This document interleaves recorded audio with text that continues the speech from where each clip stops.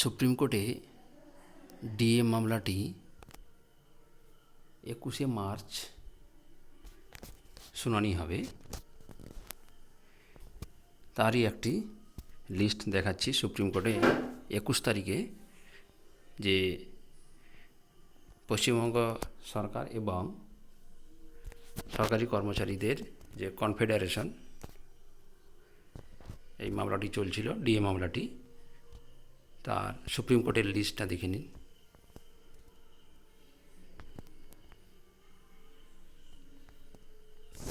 একবারে উপরে মাঝে দেখুন supreme court of India,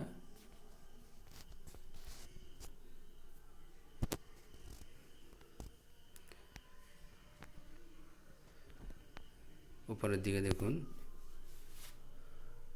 blue রঙের কালিতে লেখা আছে 6 নং বেঞ্চে মাননীয় বিচারপতিগণের নাম দেওয়া আছে দীনেশ মহেশ্বরী এবং মাননীয় সঞ্জয় কুমার। এখানে ব্ল্যাক কালারেও লেখা আছে, বোঝা যাচ্ছে না ঠিক মতো।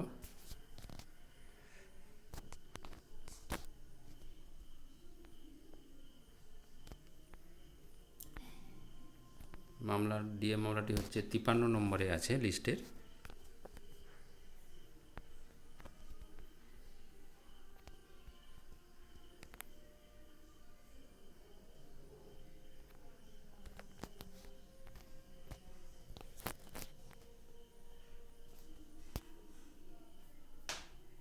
আপনি যদি এই চ্যানেলের নতুন হন তাহলে চ্যানেলটি সাবস্ক্রাইব করে নেবেন, ভালো লাগলে শেয়ার করবেন, ধন্যবাদ।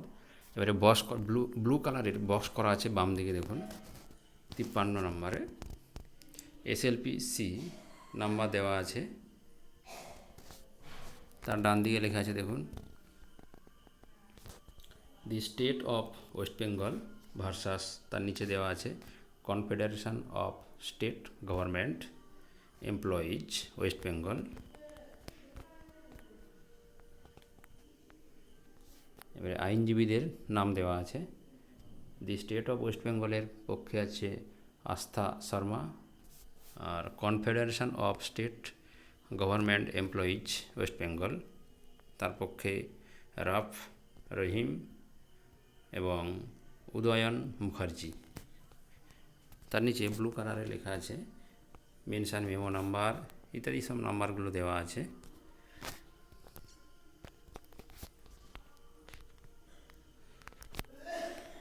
তবে অনেকে আশা যে এই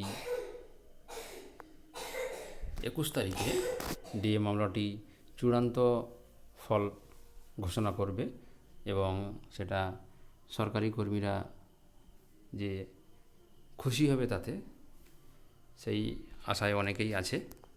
দেখা যাক শেষ পর্যন্ত কি হয়। এখানে শেষ করছি, ধন্যবাদ।